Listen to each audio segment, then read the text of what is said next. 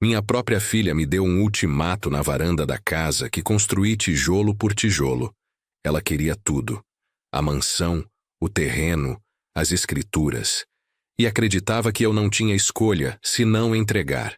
O que Camila não sabia é que seu pai, aquele homem de 64 anos que ela julgava ultrapassado e fraco, tinha planos que ela jamais imaginaria. Naquele momento, olhando para o rosto frio da minha única filha, tomei uma decisão que mudaria nossas vidas para sempre. Mas antes de continuarmos, confira se você já está inscrito no canal e escreva nos comentários de onde você está assistindo este vídeo. Eu estava na varanda da casa em Alphaville quando tudo começou. Era uma tarde de sábado, daquelas com o sol forte de São Paulo batendo nas telhas coloniais que eu mesmo tinha escolhido há 25 anos. A casa sempre foi meu orgulho. 700 metros quadrados de área construída, piscina com borda infinita, jardim com palmeiras imperiais. Não era ostentação. Era o resultado de 40 anos de trabalho duro. Eu segurava uma xícara de café e olhava para as roseiras que minha esposa Helena plantou antes de falecer. Fazia 3 anos que perdi ela, mas a dor continuava fresca como uma ferida aberta. Aquelas flores cor-de-rosa eram minha conexão com ela. Todos os sábados eu regava, podava, conversava com elas, como se Helena ainda estivesse ali me ouvindo. O portão eletrônico se abriu com um ruído metálico que cortou o silêncio da tarde. Reconheci imediatamente o som do motor. Era o Porsche Cayenne prata da Camila. Meu coração apertou. Ela não visitava há meses. As últimas vezes que nos falamos foram conversas breves por mensagem. Sempre ocupada, sempre com pressa, sempre com desculpas. Camila desceu do carro com aquela postura que ela desenvolveu depois que se casou com o Rodrigo. Ombros para trás, queixo erguido, óculos escuros caros cobrindo metade do rosto. Ela usava um vestido bege de grife e saltos que faziam barulho no piso de pedra portuguesa. Mas não estava sozinha. Rodrigo saiu do lado do motorista, ajustando o relógio suíço no pulso. Rodrigo sempre foi um problema. Empresário, como ele gostava de se apresentar. Na verdade, era um vendedor de promessas que vivia de aparências. Conheci o tipo a vida inteira. Homens que falam alto, que cumprimentam apertando a mão com força demais, que usam palavras em inglês no meio das frases para parecerem importantes. Rodrigo era exatamente isso. Camila, minha querida filha. Eu levantei da cadeira de balanço tentando sorrir. Que surpresa boa. Pensei que vocês estavam viajando. Ela não sorriu de volta. Tirou os óculos escuros e me olhou com uma expressão que não consegui decifrar de imediato. Não era raiva. Não era tristeza. Era algo frio. Calculado. Precisamos conversar, pai. Sério. Rodrigo ficou alguns passos atrás dela, mas consegui ver o sorriso de canto de boca. Ele estava gostando daquilo. Fosse lá do que fosse. Claro, filha. Entrem. Fiz café fresco agora há pouco. Não vamos entrar. Camila cortou. Isso não vai demorar. Senti um frio na barriga. Aquele tom, aquela postura. Alguma coisa estava muito errada. Coloquei a xícara na mesinha de centro da varanda e cruzei os braços esperando. Pai, você está ficando velho. Camila começou, e as palavras saíram como se ela tivesse ensaiado. Não tem mais condições de cuidar desta casa. Olha só esse jardim. Está abandonado. A piscina está suja. Você mal consegue subir as escadas. Eu piscava, tentando processar o que ouvia. Abandonado? Eu cuidava daquele jardim todos os dias. A piscina tinha tratamento automático e estava impecável. E eu subia e descia as escadas 10 vezes por dia sem sentir nada. Camila, do que você está falando? Estou bem. A casa está bem.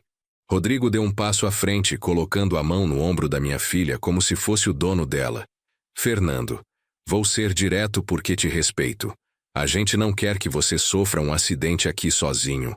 Uma queda, um problema de saúde. Essa casa é grande demais para um homem da sua idade. Da minha idade, 64 anos. Eu tinha amigos de 70 correndo maratona, mas para eles eu era um velho incapaz. Nós queremos assumir a casa, pai. Camila continuou. Rodrigo e eu vamos morar aqui. Você pode ir para aquele apartamento no Brooklyn, o que era da vovó. É menor, mais prático. Você vai ficar mais confortável. Meu sangue gelou. O apartamento da minha mãe. 60 metros quadrados. 2 quartos minúsculo. Eu ia ser despejado da minha própria casa e mandado para um cubículo. Camila, esse apartamento é alugado. Eu vendi ele há 5 anos. Ela piscou.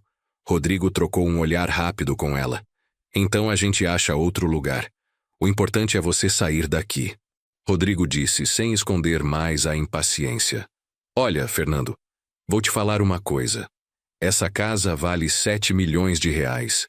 Você está sentado em cima de um patrimônio que não usa. É desperdício. Desperdício. Minha casa. Minha história. Meu suor. Desperdício. E você acha que tem direito de decidir o que eu faço com minha propriedade? Camila deu um passo à frente. Pai, não complica. Essa casa já é minha de qualquer jeito. Quando você morrer, ela vem para mim. A gente só está adiantando o processo. Adiantando o processo. Como se eu fosse um trâmite burocrático, um obstáculo entre ela e o que ela queria. Olhei para minha filha. Aquela menina que eu levei na escola todos os dias por 12 anos. Que eu ensinei a andar de bicicleta. Que chorou no meu ombro quando terminou o namoro no colegial. Aquela menina havia se transformado em uma estranha. Uma estranha com os olhos da mãe, mas com um coração que eu não reconhecia. Camila, você está me dizendo que quer me tirar da minha casa? Estou te ajudando, pai. Você não enxerga, mas está ficando senil. Semana passada você esqueceu de pagar a conta de luz. Mentira. Eu nunca esqueci uma conta na vida. Tenho débito automático em tudo desde os anos 2000. Mas percebi a estratégia. Ela estava construindo uma narrativa. Senil. Incapaz. Perigoso para si mesmo. Rodrigo cruzou os braços. Fernando, a gente já conversou com um advogado. Podemos entrar com um pedido de interdição. Você vai passar por uma avaliação médica e o juiz vai decidir que você precisa de um curador. Alguém para tomar decisões por você. Curador. Interdição. Palavras que eu só tinha ouvido em casos extremos. Pessoas com Alzheimer avançado. Dependentes químicos. Não um homem lúcido, saudável, que gerenciava as próprias finanças e vida. Vocês estão ameaçando internar o pai de vocês? Ninguém falou em internar, Camila disse, mas a voz dela tremia levemente. Estamos falando de proteção, de cuidado, cuidado. Engraçado como essa palavra pode ser distorcida. Sabe o que é mais triste nisso tudo? Eu disse, sentindo a raiva subir pela garganta. Não é o fato de vocês quererem minha casa. É o fato de vocês não terem coragem de ser honestos. Fala a verdade, Camila. Você não está preocupada comigo. Você quer o dinheiro. Ela travou o maxilar. Os olhos dela brilharam, mas não de lágrimas. De raiva. Você não sabe de nada, pai. Você não sabe como é difícil viver hoje em dia. As contas, as pressões. Rodrigo está construindo um negócio. A gente precisa de capital. Então pede emprestado. Pede minha ajuda como filha. Não tenta me roubar. Roubar? Rodrigo deu um passo à frente. E pela primeira vez vi a agressividade real. Você é patético, velho. Essa casa devia ser nossa há anos. Você está atrapalhando nosso futuro. Respirei fundo. Meu coração batia rápido, mas minha mente estava estranhamente clara. Eu tinha 2 opções. Podia ceder ao medo, à chantagem emocional e entregar tudo. Ou podia lutar. Vocês têm 48 horas para sair do meu terreno. Eu disse, com a voz mais firme que consegui. Se voltarem aqui sem meu convite, vou chamar a polícia. Camila deu uma risada seca. Polícia? Pai, você está ridículo. Essa casa é minha por direito. Mamãe queria que eu tivesse tudo. Não usa sua mãe nessa conversa. Minha voz subiu e eu vi Camila dar um passo atrás. Helena nunca criaria uma filha capaz de fazer isso. Ela está se revirando no túmulo vendo o que você se tornou. Foi longe demais. Eu sabia, mas era verdade. Camila ficou vermelha. Os olhos dela se encheram de lágrimas. Mas não de tristeza, de ódio. Você vai se arrepender disso, pai. Rodrigo e eu vamos fazer o que precisa ser feito. Com ou sem sua permissão. Ela virou de costas, os saltos batendo com força no chão. Rodrigo me lançou um último olhar de desprezo antes de segui-la. Entraram no Porsche e saíram em alta velocidade, as rodas cantando no asfalto. Fiquei ali, parado na varanda, sentindo minhas pernas tremerem. Sentei na cadeira de balanço e coloquei a cabeça entre as mãos. Minha filha, minha única filha. Mas enquanto o desespero tentava me engolir, algo mais forte começou a crescer dentro de mim. Não era raiva, era determinação. Eu não tinha construído tudo aquilo, não tinha superado todas as dificuldades da vida para ser descartado como lixo velho. Se Camila queria guerra, ela não fazia ideia com quem estava lidando. Entrei na casa, fui direto para o escritório no segundo andar. Liguei o computador, abri a gaveta do arquivo e comecei a revisar todos os documentos da propriedade. Escrituras, registros, contratos. Precisava entender exatamente qual era a minha posição legal. Foi então que lembrei de algo. Algo que Camila não sabia. Algo que mudaria tudo. A casa não estava no meu nome. Tecnicamente, juridicamente, a propriedade pertencia a uma holding familiar que eu tinha criado anos atrás, por recomendação do meu contador. AGN Empreendimentos. Iniciais de Helena Nunes. A holding era controlada por mim, mas a propriedade formal era da empresa.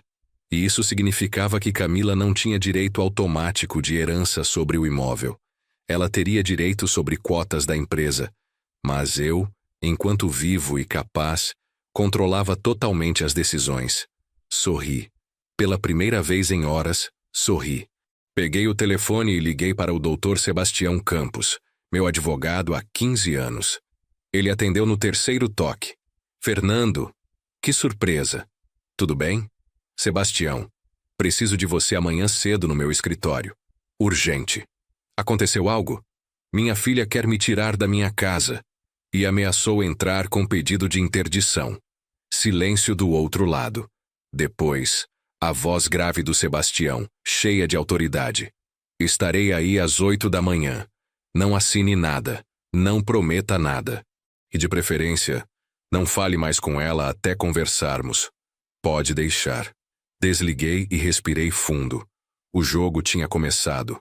Mas dessa vez, as regras seriam minhas.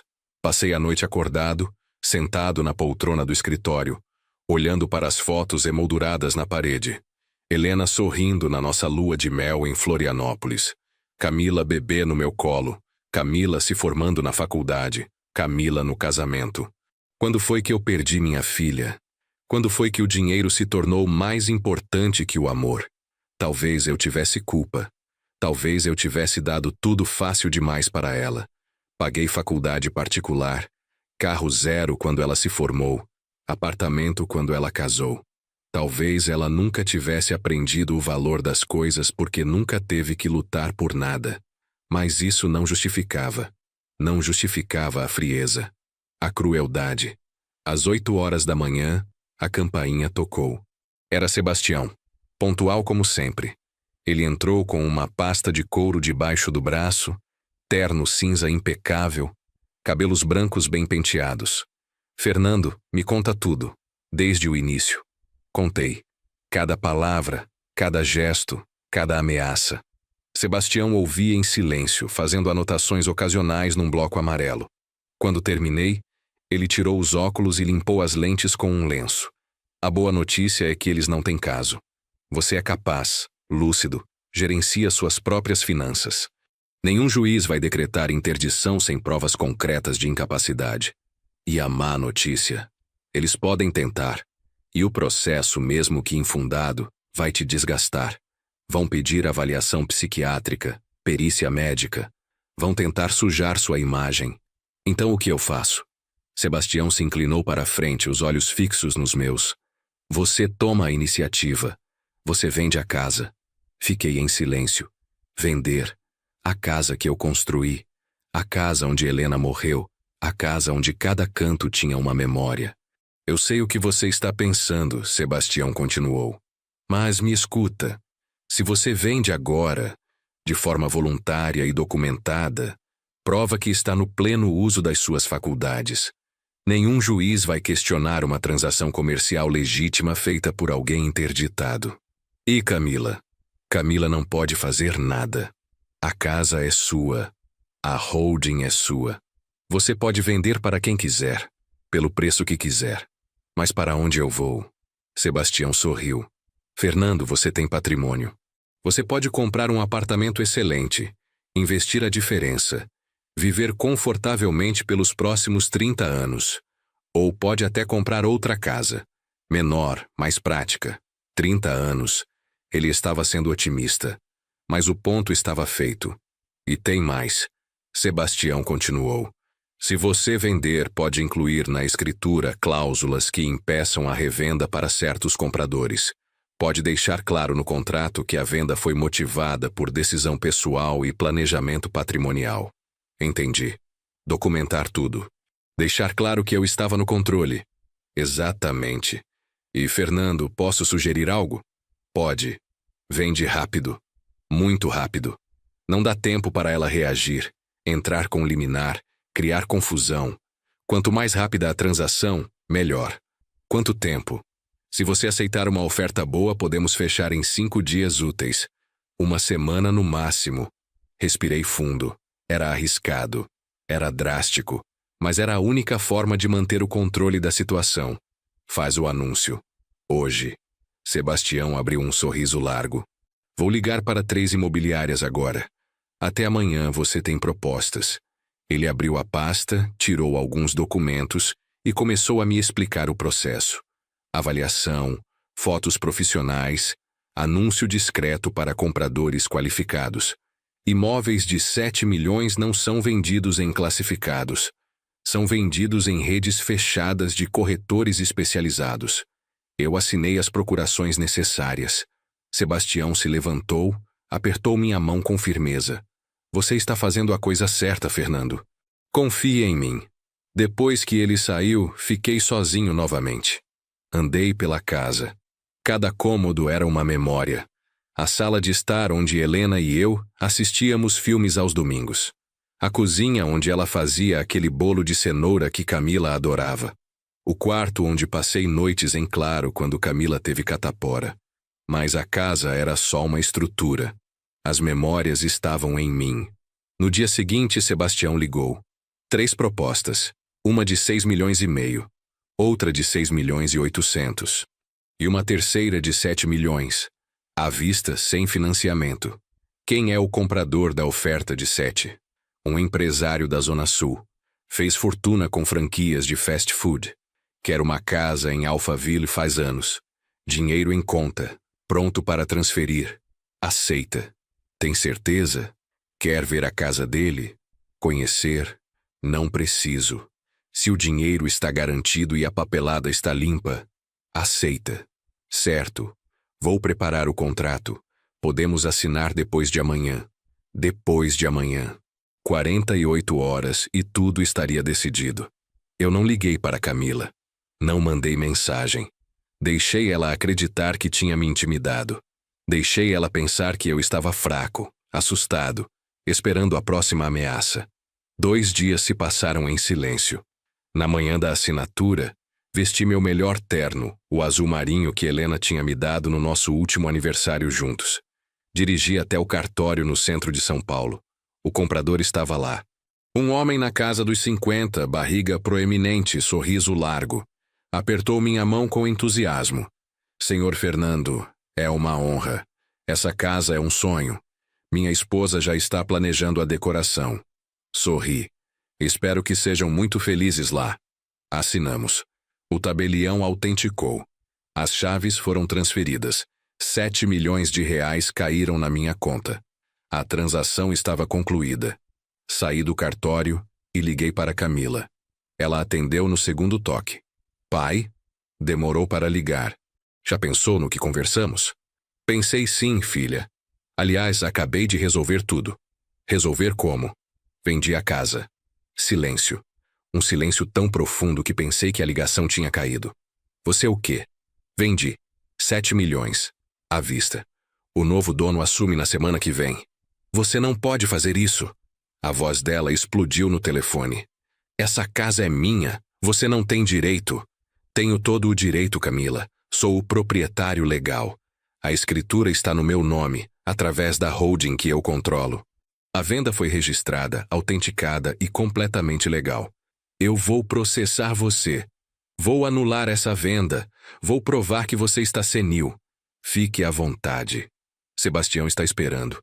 Aliás, todos os documentos da transação incluem laudos médicos atestando minha plena capacidade. Fiz questão. Camila começou a gritar. Palavras que eu nunca imaginei ouvir da minha filha. Xingamentos. Acusações. Ódio puro. Desliguei. Meu telefone começou a tocar imediatamente. Camila ligando de novo. Desliguei. Ela ligou mais 10 vezes. Bloqueei o número. Dirigi de volta para Alphaville pela última vez como morador. Estacionei na garagem. Entrei na casa vazia. O comprador tinha pedido para deixar alguns móveis. Então a maior parte das minhas coisas já estava em caixas no depósito. Subi até o quarto. A cama onde Helena dormiu. A janela de onde ela via o jardim todas as manhãs. Me perdoa, meu amor. Eu sussurrei. Sei que você amava essa casa. Mas não posso deixar nossa filha destruir tudo que construímos. Desci as escadas pela última vez. Fechei a porta. Entreguei as chaves para o porteiro do condomínio, que as repassaria ao novo dono. Entrei no meu carro e dirigi. Não voltei para trás. Aluguei um apartamento mobiliado em Pinheiros enquanto procurava algo definitivo. 200 metros quadrados, 3 quartos, vista para a cidade. Moderno, prático, sem memórias dolorosas. As primeiras semanas foram estranhas. Acordar em um lugar diferente, não ter jardim para cuidar, não ouvir o barulho da fonte d'água que Helena tanto amava, mas também havia liberdade. Não tinha mais medo de bater na porta, não tinha mais angústia esperando a próxima ameaça. Camila tentou me processar como prometeu. Entrou com uma ação de nulidade de venda por incapacidade do vendedor. Sebastião respondeu com uma petição de 60 páginas, documentando minha lucidez, anexando laudos médicos, extratos bancários mostrando gestão financeira complexa, até gravações de reuniões de negócios onde eu tomava decisões estratégicas. O juiz negou o pedido liminar. Não havia nem indício de incapacidade. Camila apelou. Perdeu de novo. Tentou processar por dano moral. Alegou que eu tinha vendido a casa para prejudicá-la emocionalmente. Sebastião provou que a venda foi por valor de mercado, para comprador qualificado, em transação transparente. O juiz chamou a ação de Camila de tentativa de extorsão familiar e aplicou multa por litigância de má-fé. Foram 6 meses de batalha judicial. 6 meses onde minha filha gastou dezenas de milhares de reais em advogados tentando provar que eu era louco. E perdeu tudo. O último recurso dela foi negado em março. A decisão foi clara. A venda era válida e irreversível, e qualquer nova ação sobre o tema seria considerada abuso de direito. Camila estava financeiramente quebrada. As custas judiciais, os honorários advocatícios, as multas. Rodrigo, descobri depois, estava com a empresa falindo. Eles tinham apostado tudo na casa, na herança antecipada, e perderam. Eu poderia sentir pena, poderia estender a mão, mas não fiz nada. Em abril, mudei para um apartamento que comprei em Moema. Menor que a casa, mas confortável. 3 quartos, varanda com churrasqueira, garagem para 2 carros. Investi o resto do dinheiro em fundos seguros. Renda passiva suficiente para viver bem pelos próximos 50 anos, se Deus quiser. Fiz novos amigos. Entrei para um clube de leitura para a terceira idade. Comecei a fazer caminhadas no Ibirapuera. Viajei para o Nordeste sozinho e passei 1 mês em Porto de Galinhas, só lendo e refletindo. Aos poucos, a ferida começou a cicatrizar. Mas Camila nunca me procurou. Nunca pediu desculpas. Nunca reconheceu o erro. E eu, por mais que doesse, não a procurei também. Tinha vezes, tarde da noite, quando eu olhava para o celular e pensava em mandar uma mensagem. perguntar como ela estava. Se Rodrigo tinha conseguido salvar o negócio, se ela estava bem. Mas então lembrava do olhar frio na varanda, das ameaças, da palavra senil saindo da boca dela, e guardava o telefone. 1 ano depois da venda da casa, em um sábado de manhã, a campainha do apartamento tocou. Atendi pelo interfone. Alô? Pai, sou eu. Meu coração parou. Camila. O que você quer? Preciso falar com você. Por favor. Hesitei. Todas as células do meu corpo gritavam para recusar. Mas uma parte de mim, pequena e teimosa, ainda queria acreditar que minha filha estava lá dentro, em algum lugar. Sobe. Abri a porta e esperei. Ouvi o elevador chegar. A porta se abrir. Passos no corredor. Quando Camila apareceu, quase não a reconheci. Ela estava magra. Muito magra. O cabelo, sempre impecável, estava preso num rabo de cavalo simples. Sem maquiagem. Roupas simples, jeans e camiseta. Ela parecia 10 anos mais velha. Posso entrar? Pode. Ela entrou devagar, olhando ao redor. O apartamento era bonito, mas não era a mansão. Ela notou. Sentou no sofá. Eu sentei na poltrona em frente. Ficamos em silêncio por um tempo que pareceu eterno. Finalmente Camila falou. Me desculpa, pai. 2 palavras. Simples, mas carregadas de um peso que eu sentia no ar. Olhei para ela. Procurei falsidade, manipulação, estratégia. Mas tudo que vi foi cansaço. Desculpa pelo quê, Camila? Por tudo. Ela olhou para as próprias mãos. Pela forma como te tratei. Pelas coisas que falei. Por ter tentado tirar sua casa. Por ter chamado você de senil. Por ter sido tão horrível. A voz dela quebrou. Ela colocou a mão no rosto, mas não chorou. Parecia que não tinha mais lágrimas. Rodrigo e eu nos separamos. Ela continuou. Há 3 meses. Ele me deixou quando viu que não ia ter mais dinheiro fácil. A empresa faliu. Ele fugiu com dívidas. Deixou tudo na minha cabeça. Senti uma pontada no peito. Não de satisfação, de tristeza. Minha filha estava destruída. Perdi o apartamento. Estou morando com uma amiga. Arrumei emprego em uma loja de roupas no shopping. Ganho salário mínimo. Ela levantou os olhos. Estavam vermelhos, mas secos. E todo dia eu acordo e lembro do que fiz. Lembro da cara que você fez quando eu disse que a casa devia ser minha. Lembro de como eu tratei você. E eu me odeio, pai. Eu me odeio tanto. Fiquei em silêncio. Parte de mim queria levantar, abraçar ela, dizer que estava tudo bem. Mas outra parte, mais cautelosa, ainda se lembrava da dor. Por que você está aqui, Camila? Porque eu devia isso a você. Ela disse. Não vim pedir dinheiro. Não vim pedir ajuda. Vim só falar que você estava certo. Que eu estava errada. E que eu sinto muito. Ela se levantou. Vou embora. Só queria que você soubesse. Espera. Ela parou. Senta. Camila sentou de novo, mas na beirada do sofá, como se esperasse ser expulsa a qualquer momento. Você sabe o que mais me machucou naquele dia? Ela balançou a cabeça. Não foi você querer a casa. Não foi o dinheiro, foi o desprezo. Você olhou para mim e não viu seu pai. Viu um obstáculo. Um problema. Um velho inútil no caminho do que você queria. Eu sei. A voz dela era um sussurro. Você me fez sentir descartável. Como se 64 anos de vida não valessem nada. Eu sei, pai. Eu sei. Camila, eu te dei tudo. Paguei sua escola, sua faculdade, seu carro, seu casamento. Não porque esperava algo em troca, mas porque te amava. E você jogou isso na minha cara. Ela abaixou a cabeça. Eu não tenho desculpa. Eu fui gananciosa. Fui cruel. Fui tudo de pior que uma pessoa pode ser. Fiquei em silêncio, pensando, sentindo. Você mudou? Continuar. Ela levantou os olhos. O quê? Você mudou? Ou só está aqui porque perdeu tudo e não tem para onde ir? Camila respirou fundo. Essa é uma pergunta justa. E eu não sei se tenho uma resposta que você vá acreditar. Mas eu vou tentar. Ela se inclinou para a frente. Quando eu perdi tudo, quando o Rodrigo foi embora, quando eu fiquei sem nada, Eu tive que olhar no espelho. De verdade. E eu vi uma pessoa que eu não reconhecia. Uma pessoa que a mamãe teria vergonha. Helena. Invocar o nome dela era um golpe baixo, mas era verdade. Todo dia eu acordo e trabalho 8 horas de pé atendendo clientes. Gente que me trata mal, que me humilha. E eu aguento porque preciso do dinheiro. E sabe o que eu penso? O quê?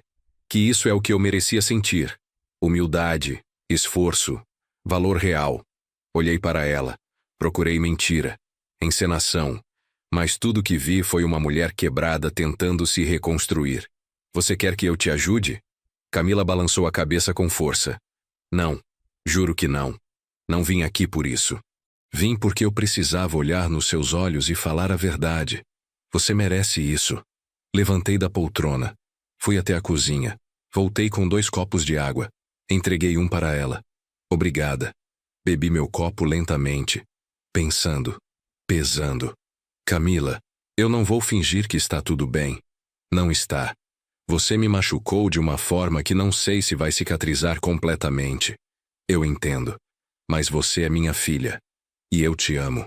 Mesmo depois de tudo. Ela mordeu o lábio tentando não chorar. Se você está realmente mudada, se você está realmente diferente, eu quero ver. Mas não em palavras. Em ações. Ela assentiu. O que você quer que eu faça? Continua trabalhando. Continua se esforçando. Reconstrói sua vida sem esperar nada de mim. E quando você estiver de pé de novo, por mérito próprio, a gente conversa sobre reconstruir nossa relação. Camila limpou os olhos. Eu vou fazer isso, pai. Eu prometo. Ela se levantou. Eu também. Posso te abraçar? Hesitei. Depois abri os braços. Ela me abraçou.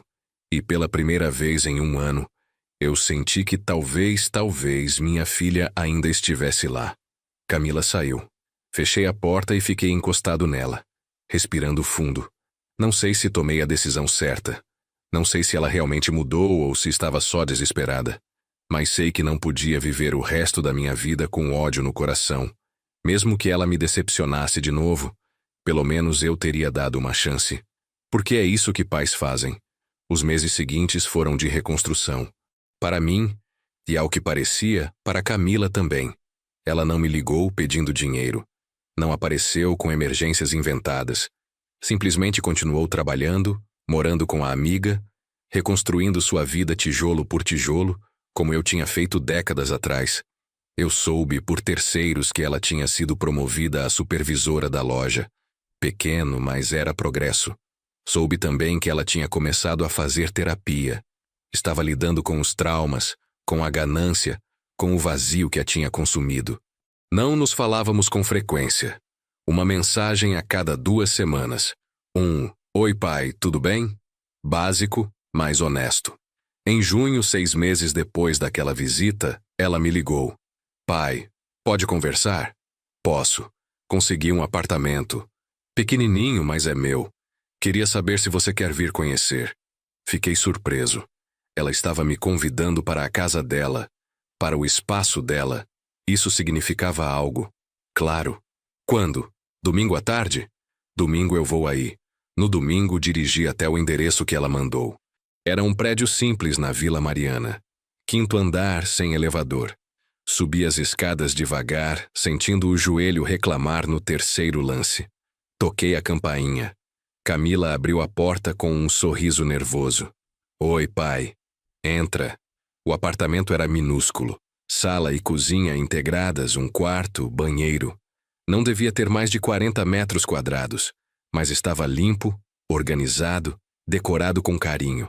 Tinha flores na mesa, fotos na parede, e uma delas me fez parar. Era uma foto nossa. Eu e Camila. Ela ainda criança, no colo do Papai Noel em um shopping. Eu estava sorrindo. Ela estava rindo. Guardei essa foto todos esses anos. Camila disse atrás de mim. Mesmo quando eu fui horrível com você. Eu olhava para ela e lembrava de quem eu era antes de tudo dar errado. Me virei para ela. Camila, eu estou orgulhoso de você. Ela piscou, surpresa. Sério? Sério. Olha só o que você fez. Sem ajuda de ninguém. Você caiu, mas levantou. Isso é força. Ela sorriu. Um sorriso verdadeiro. Obrigada, pai. Isso significa muito. Sentamos no sofá pequenininho. Ela fez café. Conversamos sobre coisas simples. O trabalho dela, meu clube de leitura, o calor do verão chegando. Não falamos sobre o passado. Não precisava. Antes de eu ir embora, Camila me deu um envelope. O que é isso? Abre. Abri. Dentro tinha um cheque. R$ 500. Eu sei que não é nada perto do que você gastou comigo ao longo da vida. Mas é o que eu consegui juntar esse mês. Quero começar a te pagar de volta. Não pelo dinheiro, mas pelo princípio. Camila, você não precisa. Eu preciso, pai. Preciso fazer isso. Por mim. Olhei para o cheque. R$ 500. Para ela, vivendo com salário mínimo, era um sacrifício enorme. Está bem. Eu aceito. Ela sorriu aliviada. Saí daquele apartamento com o coração mais leve do que em anos. Minha filha estava de volta. Não a menina mimada que eu tinha criado, mas uma mulher adulta, responsável, que tinha aprendido o valor das coisas da forma mais difícil. No caminho para casa, passei em frente a uma floricultura. Entrei e comprei um vaso de rosas cor-de-rosa, as favoritas de Helena. Levei para o apartamento e coloquei na varanda. Acho que você ficaria orgulhosa dela também, meu amor. Eu disse baixinho. Ela errou. Errou muito. Mas está aprendendo. O tempo passou. Camila e eu reconstruímos nossa relação devagar, com cuidado, como quem reconstrói uma ponte destruída. Um almoço por mês, telefonemas semanais. Pequenos gestos de afeto que somados formavam algo sólido. No aniversário de 1 ano do apartamento dela, fiz uma visita surpresa. Levei um quadro que tinha guardado da antiga casa. Era uma pintura que Helena tinha feito. Um pôr do sol sobre o mar. Camila chorou quando viu. Pai, eu não mereço isso.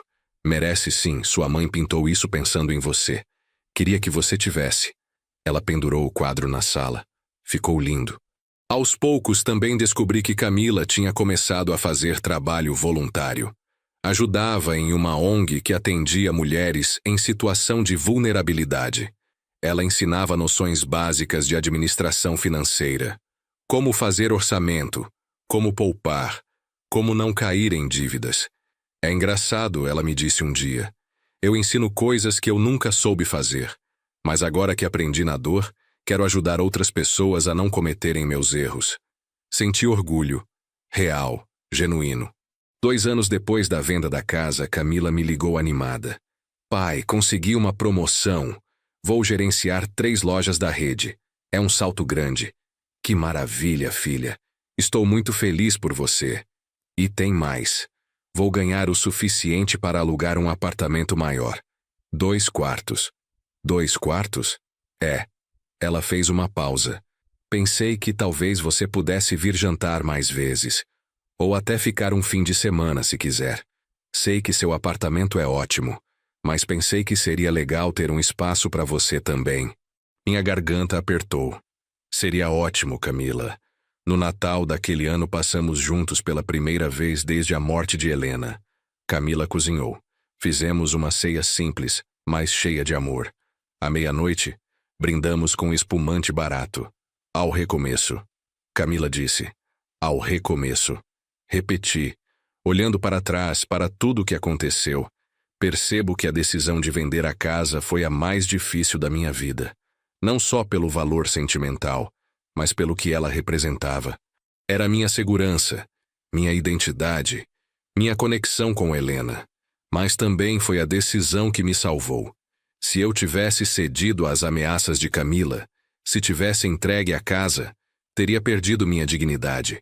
Teria me tornado realmente aquele velho incapaz que ela queria que eu fosse. A venda foi meu ato de resistência. Minha forma de dizer, eu ainda tenho voz. Eu ainda tenho poder. Eu ainda importo. E, ironicamente, foi também o que salvou Camila. Porque se ela tivesse conseguido a casa, se tivesse conseguido o dinheiro fácil, nunca teria aprendido.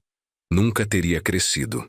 Nunca teria se tornado a mulher forte e independente que é hoje.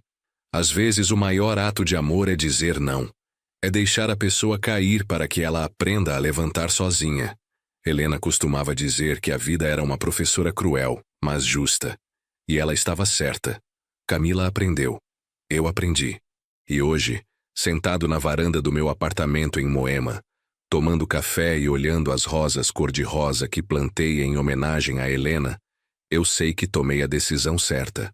A casa se foi, mas a família, a verdadeira família, aquela construída em respeito e amor, essa permanece. E isso, no final das contas, é o que realmente importa. 3 anos após a venda da casa, minha vida tinha encontrado um novo equilíbrio. O apartamento em Moema se tornou meu refúgio. Acordava cedo todos os dias, fazia caminhada no parque, voltava para ler jornal na varanda. A rotina era simples, mas satisfatória. Camila tinha crescido profissionalmente. Agora era gerente regional da rede de lojas, comandando 15 unidades. Ganhava bem. Não era rica, mas vivia confortavelmente. E o mais importante, não devia nada a ninguém. Nos encontrávamos toda semana. Às vezes um almoço rápido no meio da semana. Às vezes um domingo inteiro juntos, cozinhando, assistindo filmes antigos, conversando sobre tudo e nada. Era uma relação diferente da que tínhamos antes. Menos de pai provedor e filha dependente. Mais de 2 adultos que se respeitavam e se amavam. Um dia, Camila chegou no apartamento com uma expressão séria. Pai, preciso te contar uma coisa. Meu coração disparou. O quê? Está tudo bem? Está. Ela sorriu. Na verdade, está mais do que bem. Conheci alguém. Alguém? Um homem. Ela corou levemente. Nome dele é Paulo. É professor de história. A gente se conheceu no trabalho voluntário. Fiquei surpreso, mas feliz. E é sério? Está ficando. Ela mordeu o lábio. Ele é diferente do Rodrigo. Completamente diferente. É simples, humilde, gentil. Ganha pouco, mas é honesto. E me trata com respeito. Então, eu já gosto dele. Camila riu. Queria saber se você topa conhecer. Não agora, mas daqui uns meses. Quando as coisas estiverem mais consolidadas. Claro que topo. Obrigada, pai. 6 meses depois, conheci Paulo. Camila marcou um almoço em um restaurante italiano no Itaim. Cheguei alguns minutos antes, nervoso sem saber bem porquê. Quando eles entraram juntos, vi imediatamente a diferença. Paulo era um homem comum. 1,75 m, magro, óculos de grau, camisa social simples. Não tinha a arrogância de Rodrigo. Não tinha a pose. Ele segurava a mão de Camila com delicadeza. Não como posse. Senhor Fernando, é uma honra. Paulo estendeu a mão. A Camila fala muito do senhor. Apertei a mão dele. Firme, mas não agressiva. O prazer é meu, Paulo. Sentamos. Conversamos. Paulo falava sobre história com uma paixão genuína. Sobre os alunos dele em uma escola pública na Zona Leste. Sobre os desafios da educação. Sobre como tinha conhecido Camila em uma palestra sobre educação financeira para jovens em vulnerabilidade. Ele era real, autêntico.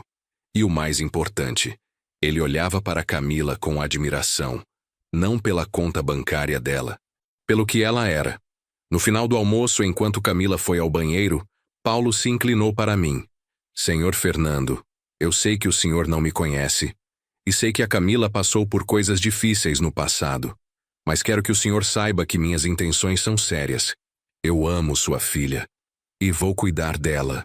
Não esperava essa declaração. Fiquei surpreso. Paulo, eu não preciso que você cuide dela. Camila aprendeu a cuidar de si mesma. Mas se você a respeitar, a amar de verdade, e caminhar ao lado dela como parceiro, não como dono, então você tem minha bênção. Paulo sorriu. É exatamente isso que eu pretendo fazer. Camila voltou e percebeu a tensão no ar. Tudo bem aqui? Tudo ótimo, Paulo disse. Tudo perfeito. Confirmei. 1 ano depois, Camila e Paulo se casaram. Foi uma cerimônia simples. Um sítio alugado em Cotia, 50 convidados, decoração com flores do campo. Nada de ostentação. Nada de exageros. Camila usou um vestido branco simples que ela mesma comprou com o próprio dinheiro. Paulo usou um terno alugado. Mas ambos estavam radiantes. Eu a levei até o altar. E quando entreguei a mão dela para Paulo, Senti uma paz que não sentia há anos. Esta é a minha filha. Eu disse baixo, só para Paulo ouvir. Cuida bem dela, com minha vida. Ele prometeu. Durante a festa, Camila me puxou para dançar. Era uma música lenta, antiga, que Helena adorava. Obrigada, pai. Pelo quê? Por não ter desistido de mim, por ter me dado uma segunda chance, por ter me ensinado mesmo quando doeu. Você é minha filha, Camila. Eu sempre vou te amar. Ela encostou a cabeça no meu ombro. Eu sei, pai. E eu te amo também. Dançamos em silêncio, e eu senti que Helena estava ali de alguma forma vendo a filha dela feliz. Finalmente feliz. Depois do casamento, Camila e Paulo se mudaram para uma casa pequena em Santo Amaro. 2 quartos, quintal minúsculo. Compraram com financiamento, como todo casal normal. Eu ofereci ajuda. Eles recusaram. A gente precisa fazer isso sozinhos, pai. Camila disse, da forma certa. E eu respeitei. Nos meses seguintes, visitava a casa deles regularmente. Paulo cozinhava, Camila decorava. Eu ajudava com pequenos reparos, pregando quadro, consertando torneira. Coisas simples, coisas de família. Em uma dessas visitas, Paulo me chamou para uma conversa particular no quintal. Senhor Fernando, posso te fazer uma pergunta pessoal? Claro. Por que o senhor vendeu a casa de Alphaville? Camila me contou a história, mas nunca entendi completamente. O senhor não podia simplesmente ter se recusado e pronto? Suspirei. Senta aqui, Paulo. Sentamos em 2 banquinhos de madeira. Olhei para o céu, para as nuvens passando devagar. Vender a casa não foi sobre dinheiro. Foi sobre dignidade. Camila e o ex-marido dela não queriam apenas a casa. Eles queriam minha submissão. Queriam que eu me sentisse pequeno, incapaz, descartável.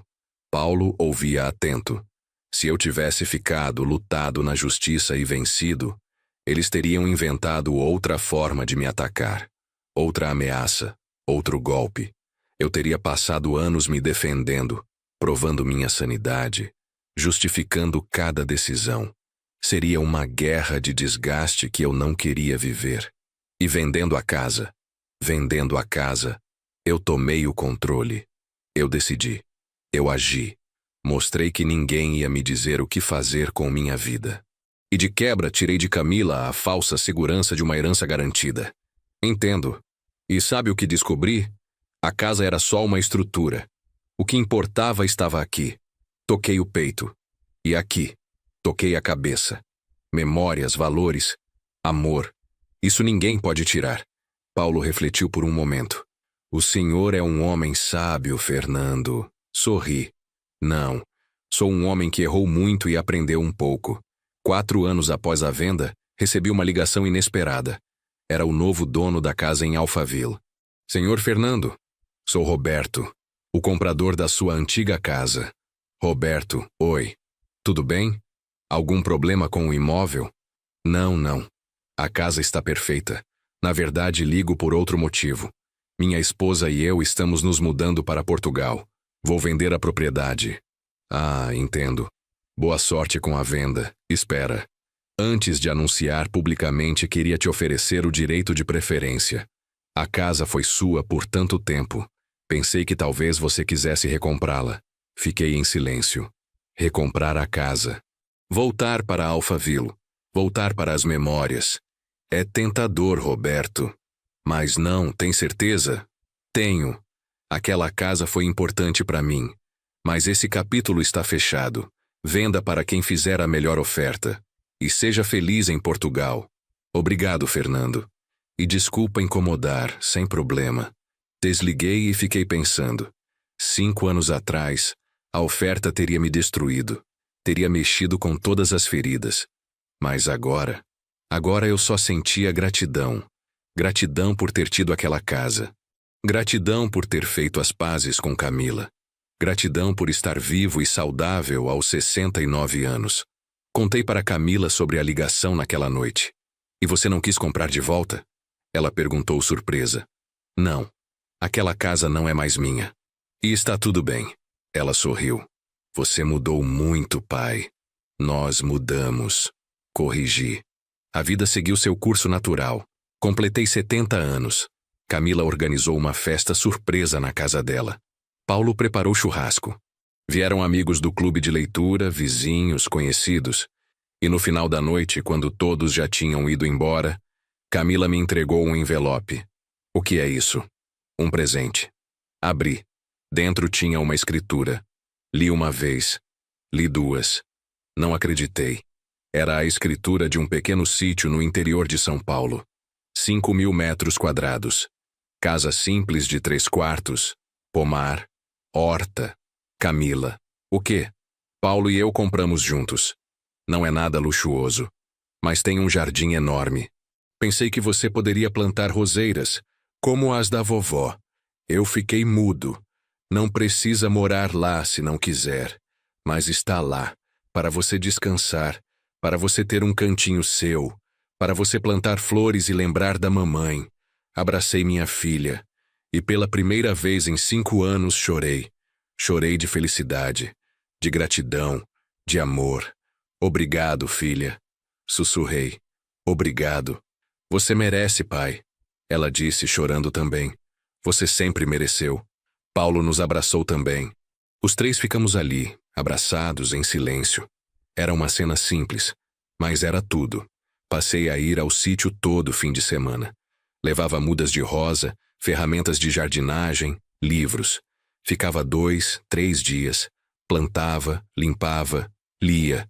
Era terapêutico. Camila e Paulo me visitavam frequentemente. Traziam amigos. Fazíamos churrasco. Conversávamos até tarde. Era a vida que eu sempre quis. Simples. Honesta. Cheia de amor.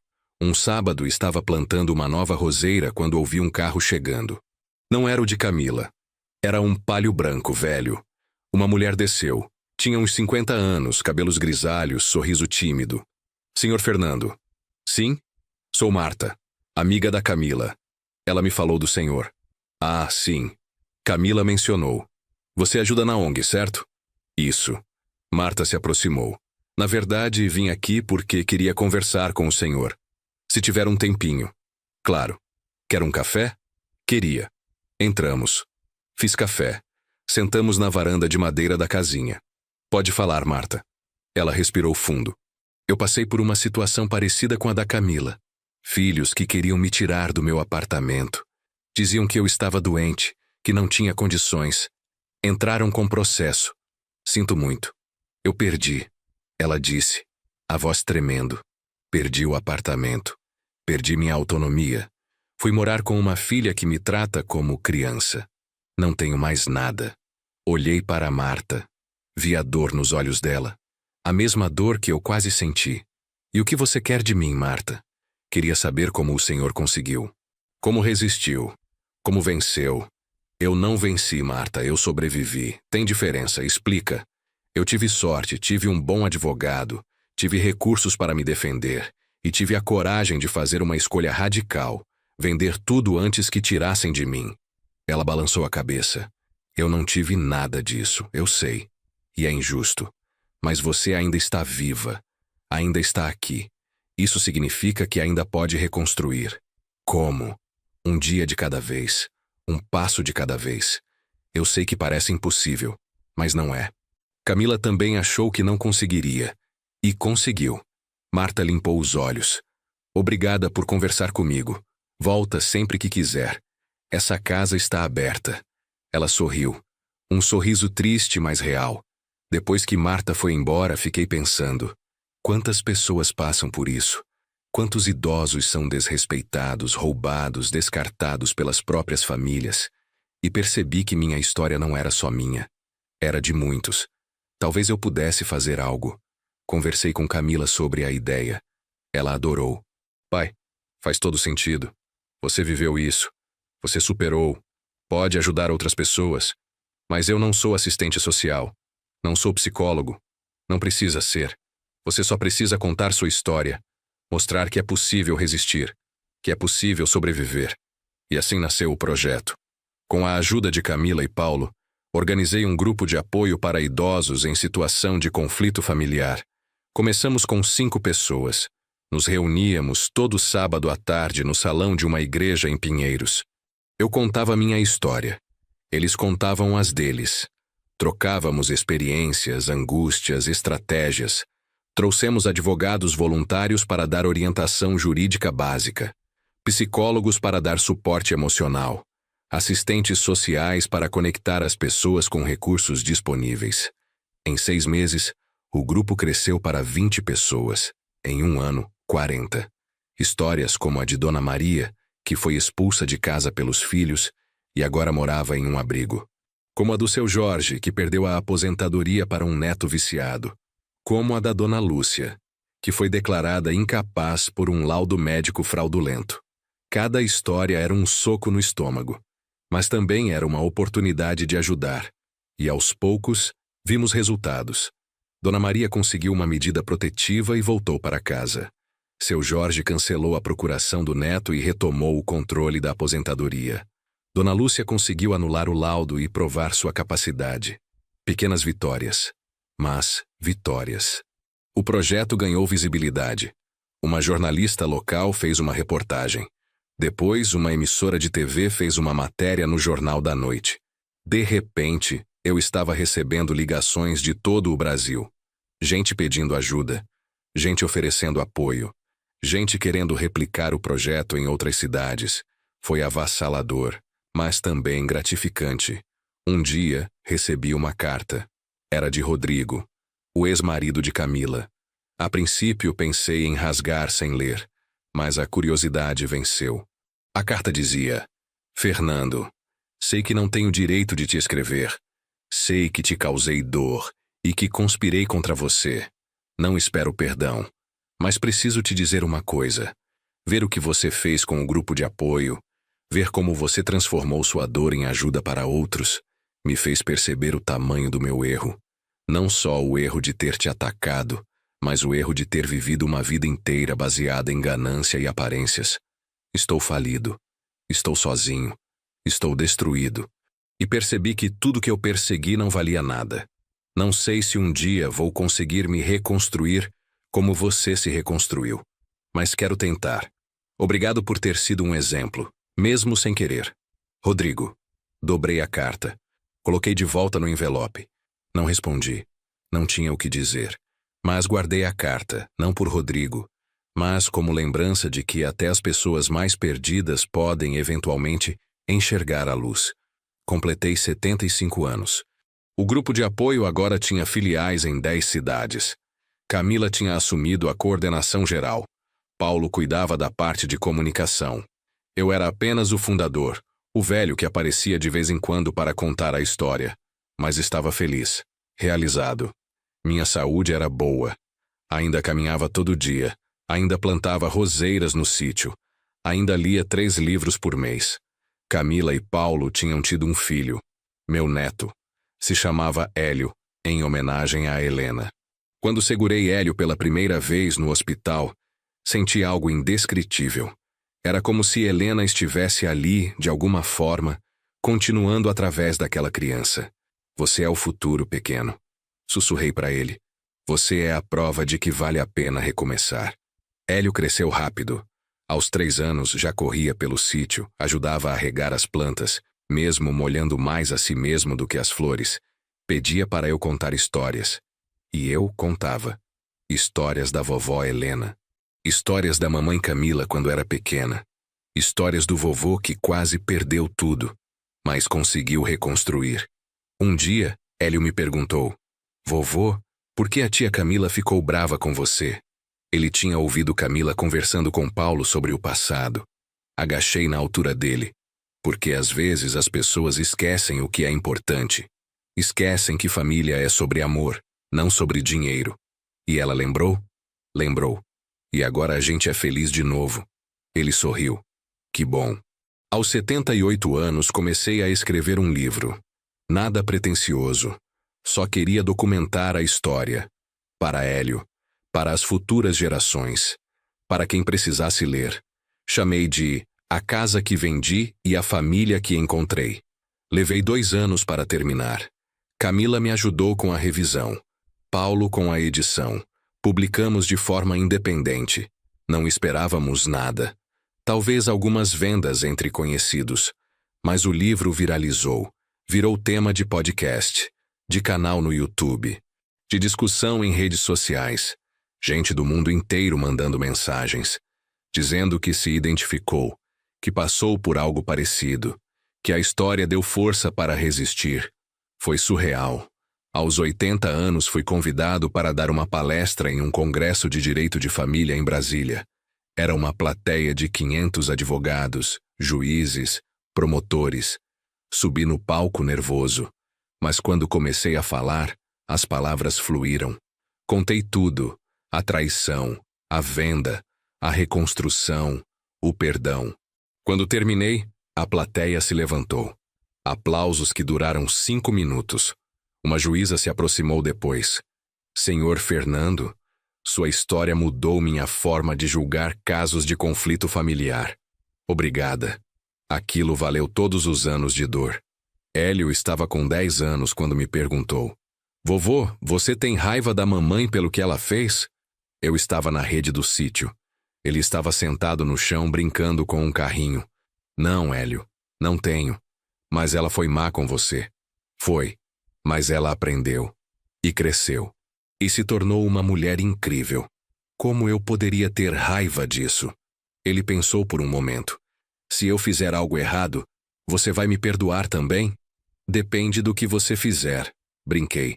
Mas se você reconhecer o erro e tentar ser melhor, sempre vou te perdoar. Ele sorriu. Então tá bom. Levantei da rede e sentei ao lado dele no chão. Hélio, lembra o que eu sempre falo? Que família é sobre amor. Isso. E amor de verdade não é só nos momentos bons. É principalmente nos momentos difíceis. É quando você erra e a pessoa te dá uma chance de consertar. É quando a pessoa erra e você perdoa. Ele assentiu. Sério. Entendi, vovô. Às vezes eu me pergunto se Hélio realmente entendia. Mas acho que sim. As crianças entendem mais do que a gente imagina. Minha saúde começou a declinar lentamente depois dos 83 anos. Nada grave. Só o corpo cobrando as décadas de uso. Precisei de uma bengala para caminhar. Minha audição piorou. Minha visão também. Mas minha mente estava afiada. Ainda lia. Ainda conversava. Ainda ajudava no grupo de apoio, agora por videochamada. Camila quis que eu fosse morar com ela. Eu recusei. Filha, tenho meu apartamento. Minha independência. Vou ficar bem. Mas e se você precisar de ajuda? Aí eu te ligo. Ela não gostou, mas respeitou. Contratei uma cuidadora, Dona Irene, que vinha 3 vezes por semana. Ela cozinhava, limpava, conversava. Era uma companhia boa. Aos 85 parei de dirigir. A vista não estava mais segura para isso. Camila me buscava para os almoços de domingo. Paulo também. E Hélio, agora adolescente, vinha me visitar sozinho de ônibus. Conversávamos sobre a vida, sobre escola, sobre garotas. Vovô, como você sabia que a vovó Helena era a certa? Sorri. Não sabia. Só senti. Quando você encontrar, vai entender. Ele revirou os olhos, mas sorriu também. Aos 86 anos recebi um diagnóstico. Câncer de próstata. Estágio inicial, tratável. Mas era câncer. Camila ficou desesperada. Pai, a gente vai tratar. Vai fazer químio, rádio, o que precisar. Calma, filha. Vamos ver o que o médico diz. O médico foi claro. Com tratamento, eu tinha 80% de chance de cura. Sem tratamento, talvez 2 anos. Decidi tratar. Foram 6 meses duros. Quimioterapia toda semana, enjoo, fraqueza, perda de cabelo. Mas Camila estava lá, todo dia. Paulo também. Hélio me mandava mensagens engraçadas para me animar. E eu sobrevivi. Aos 87 recebi alta. O câncer estava em remissão. Vovô é forte. Hélio disse abraçando meu pescoço. Vovô é teimoso. Corrigi. Camila chorou de alívio. Pensei que ia te perder, pai. Ainda não, filha. Ainda tem uns anos pela frente. E tinha. Aos 89 anos, finalmente aceitei me mudar para a casa de Camila. Não porque precisava, mas porque queria. Queria estar perto da minha família. Queria ver Hélio crescer. Queria aproveitar cada momento.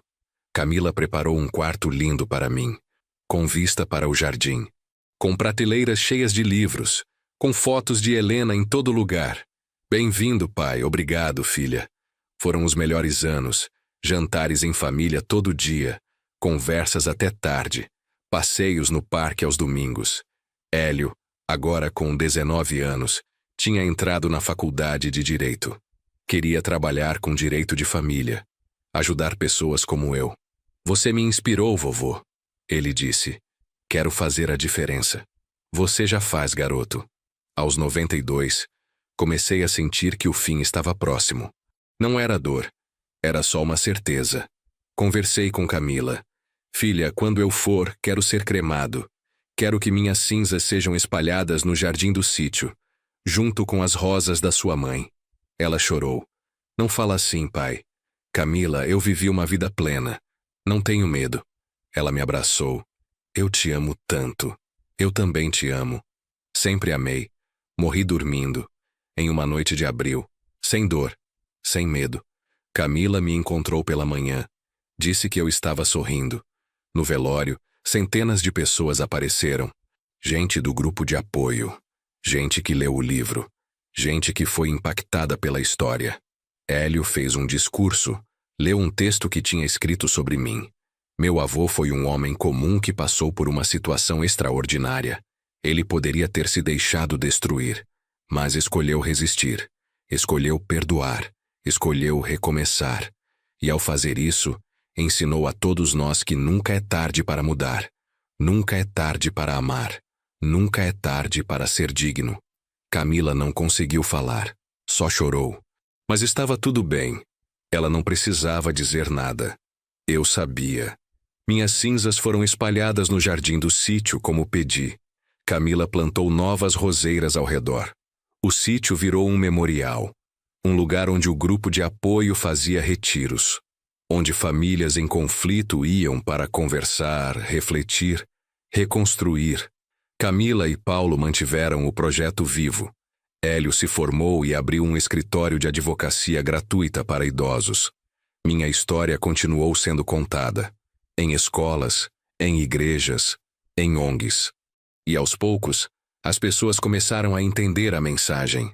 Que família não é sobre posse, é sobre presença. Que amor não é sobre controle, é sobre respeito. Que perdão não é sobre esquecer, é sobre seguir em frente. Anos depois, Hélio teve um filho, meu bisneto. Chamou de Fernando em minha homenagem. E quando Fernando cresceu e perguntou sobre o tataravô que nunca conheceu, Hélio contou a história. A história do homem que perdeu tudo, mas ganhou o que realmente importava. A história do homem que vendeu a casa, mas encontrou a família. A história que no fim não era só minha, era de todos nós. Porque todos nós, em algum momento, vamos enfrentar traições. Vamos ser testados. Vamos ter que escolher entre ceder ou resistir. E espero que quando esse momento chegar, vocês lembrem da minha história. Lembrem que dignidade não se negocia, que respeito não se mendiga, que amor verdadeiro não vem com condições, e que no final, o que fica não são as casas que tivemos. São as pessoas que amamos. Eu tive uma casa de 7 milhões. Perdi ela. Mas ganhei minha filha de volta. Ganhei um genro que me respeitava. Ganhei um neto que me amava. Ganhei anos de paz, de propósito, de significado. Então pergunto a você que está lendo ou ouvindo esta história. Eu errei? Fui longe demais ao vender a casa? Ou fiz o que precisava ser feito? Não tenho a resposta certa. Cada pessoa vai interpretar de uma forma.